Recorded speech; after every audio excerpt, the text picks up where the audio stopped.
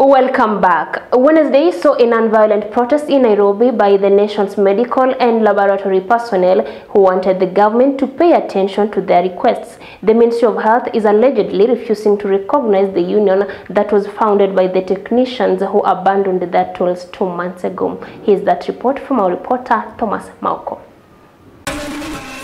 For the 50th consecutive day, the medical and laboratory technicians boycotted their work, taking the battle to the Ministry of Health, Afya House headquarters. Donned on their white lab coats and carrying placards, the striking technicians who pitched camp for a while at Afya House sharply criticized the Ministry of Health for allegedly ignoring their 3-year quest to be recognized as unionizable staff. They have never called us to any meeting. And when the Minister of Labour decided to end these issues and invited us for discussions, the Minister of Health neither sent a representative, the same thing to the COG. You cannot treat us with contempt, yet you want our members to go and do medical diagnosis in hospital. Through their Secretary General Pius Nyakundi and National Chairperson Nicholas Odipo, the officers vowed not to return to work until they are paid their risk allowances.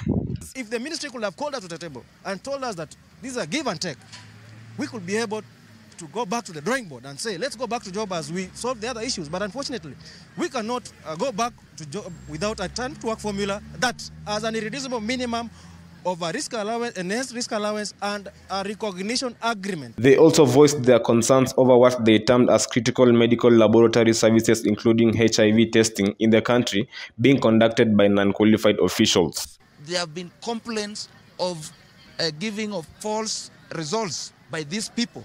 But the ministry is trying to cover up this issue.